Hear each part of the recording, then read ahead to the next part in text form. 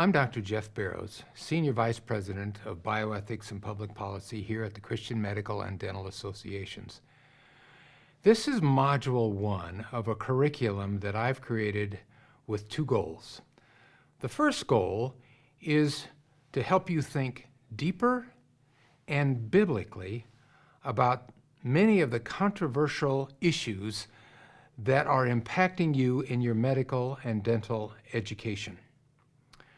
And the second goal is to help equip you so that you can give a winsome defense for the Bible's position on these controversial issues. And as you might imagine, the Bible has something different to say than what the culture today is talking about. For instance, I'll be talking about the beginning of life and how it relates to abortion. I'll be talking about biblical sexuality as opposed to other forms of sexuality that are getting more and more prominent in our culture today. And third, I want to talk about transgender ideology briefly and how it is sweeping across our country and even getting into our medical schools today. And lastly, I want to talk about issues at the end of life, especially the increasing requests for assisted suicide and sometimes even euthanasia. So I've entitled this first module as Understanding the Elephant.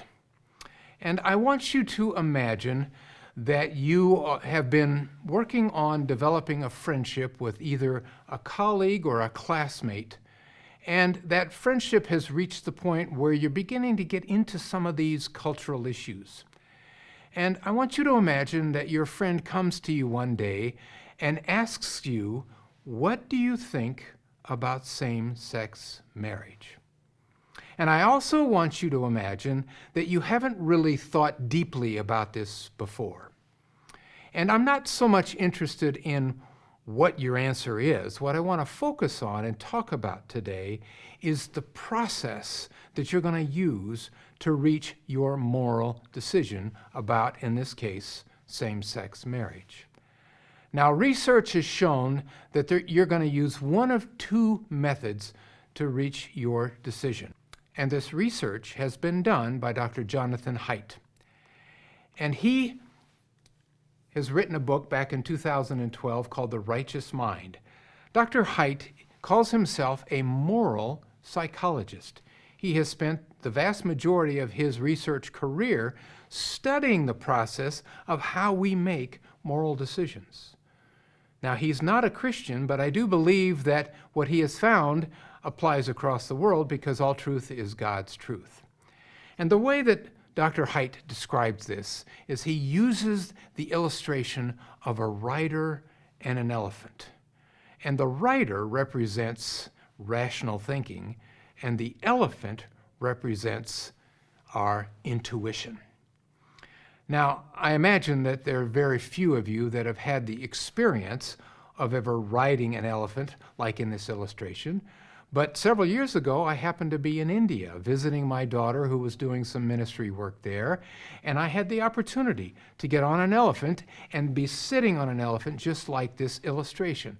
And I can tell you firsthand that I had little to no ability to guide that elephant. I was very thankful for the animal trainer that was there guiding the elephant and telling the elephant where to go. It was not me. And this coincides with the findings of Dr. Haidt. And the way he puts it is that elephants rule. Now, I want you to notice that in this illustration here, there is a path, and we're going to talk a little bit more about that path later, but the elephant in ruling will take the rider maybe in directions that the rational thinking, the rational mind doesn't want to go. So I want to talk a little bit more about what Dr. Haidt means about the topic of intuition. And essentially, intuition is formed within us through our experience. And of course, like everything else, it begins in childhood. And our experience is especially impacted when there are certain events in our life, especially if they happen to be traumatic events, where harm results, or maybe we have even witnessed harm. Now, intuition contains our emotional response. And just like certain experiences can impact our intuition more than others, there are certain emotions that can impact our intuition more than others. And Haidt has found that disgust and disrespect, and in addition to some degree shame, will really shape our intuition. So it's common for a lot of people to talk about their intuition as their gut reaction, and this is one way of looking at it. And if you've lived any length of time and had experience with this, you can understand that it's not uncommon that our response through our intuition is going to be at variance from our rational thinking.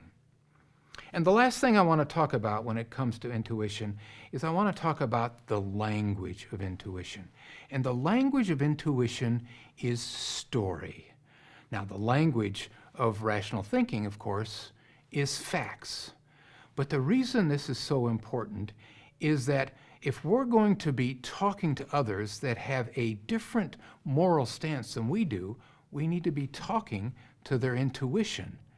And we need to be using the language of narrative and of story and very little of facts. And that's something we haven't done very well up until now. So we find that there are certain principles that you can get out of Dr. Haidt's studies that apply to moral decision making. First, we make moral decisions in response to either a situation in our life or a question like the one in the example I posed. In other words, we don't wake up one morning and grab a cup of coffee and sit down in the living room and say, you know what I'm going to do this morning? I'm going to decide what I think about same-sex marriage. That's not how we come to our moral decisions. We come to them in response to either a question or, more often, a particular situation in our life. And when that happens, it's intuition that kicks in first in terms of our response. And secondly, intuition tends to have a stronger impact on us, especially initially, than our rational thinking does. But that doesn't mean that we can't get control of that elephant back again with our rational thinking. In order to do so, we have to consciously be aware of the impact that the elephant, our intuition, is having on us. And we also have to compare our intuition as well as our rational thinking and our beliefs, and we'll talk a little bit more about that later. So I want you to stop the video here shortly, and I want you to spend some time discussing two different topics. First of all, I want you to discuss the impact that the elephant, your intuition, has had in your personal moral decision making. And secondly, I want you to think through and talk about some advantages or disadvantages of the elephant as you go through the moral decision-making process.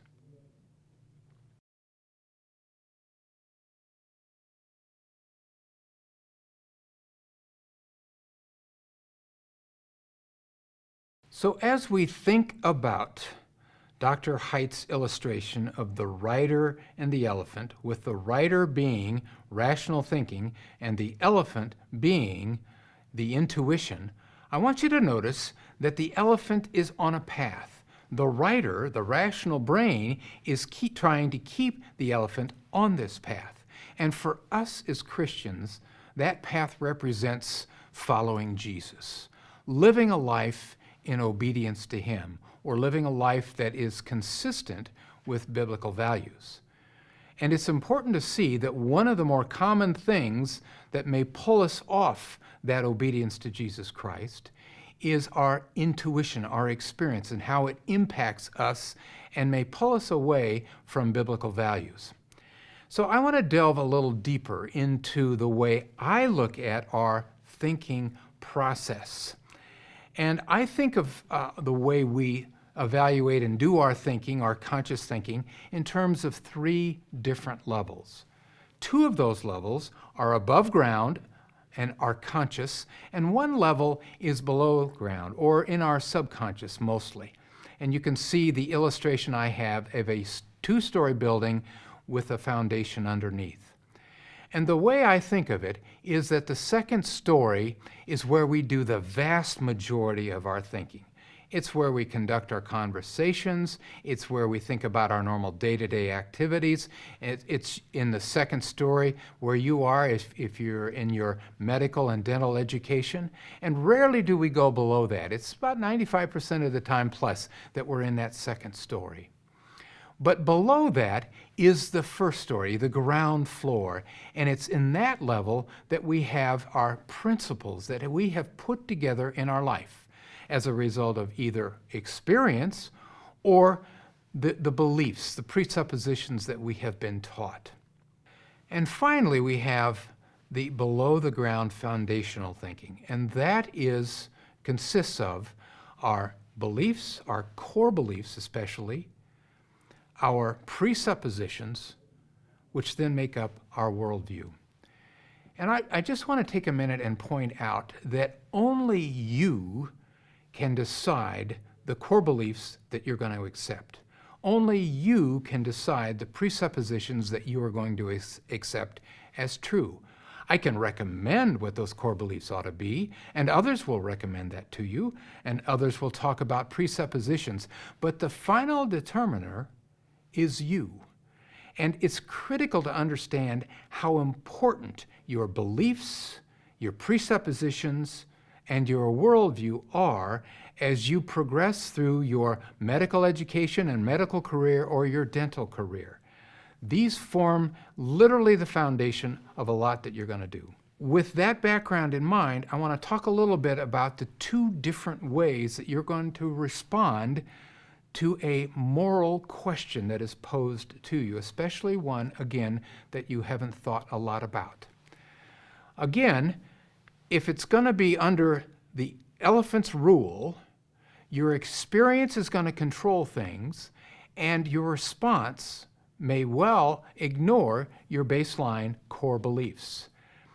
And let me give you an example of this. For instance, imagine several months prior to this question being posed to you that a very close relative of yours, someone who was close to you, who meant a lot, who you have a lot of respect for, imagine they came out to you as being same-sex attracted. And they also told you that they were involved in a same-sex relationship. Well, because that person is close to you and dearly loved by you, no doubt that's going to impact your experience. And you might even begin to doubt, how do you feel about the question of same-sex marriage? Or let me give you another example. Suppose, again, several months prior to this question being posed to you, that you find out that a relative is suffering greatly from HIV, and that relative got HIV through same-sex activity. Your reaction is going to be the opposite, and it may go along the lines of being very angry about the whole world of same-sex activity. And so you might respond, have a hyper response, in other words, of being very angry about the whole issue and talk about the evils of same-sex attraction, the evils of same-sex activity, and how everyone is going to be going to hell and be judged by God. And of course, that type of a response is not going to help us to provide a winsome defense for how the Bible teaches about this particular issue. So it's important to be aware of how your experience is impacting your response. The other thing I want to point out is that when you are in the mode where experience is in control and you are ignoring your beliefs and presuppositions, this will automatically cause an internal dissonance within you. You may not be completely aware of it. You may just notice that you're a little uncomfortable, that you're just not quite right. You're not at peace with yourself. And that's in essence what's happening, because you are beginning to move against some baseline core beliefs and presuppositions that you've had in the past, in spite of the fact that you are beginning to try and make changes in what those beliefs are. Now, this is very different than the second scenario. And the second scenario is when your beliefs are in complete control. The rider of the elephant is in control, keeping the elephant on the path, and so your principles in the ground floor are being established and controlled by your presuppositions and core beliefs, and that then in turn is creating the answer to the moral question, and it will be something along the lines that you are opposed to same-sex marriage because it is not of God's design, and God has reasons that he has made his creation the way he has. So it's important to understand that a person who is in this mode is going to have coherence between their beliefs, their principles, their thinking, and their result, and be at peace with themselves, or as the Jewish people often say, they will be at shalom. So I want you now to stop the video once again and talk about 4 different questions that I'd like you to address. First of all, what is your experience with moral decision-making, specifically in the area of beginning of life or sexuality?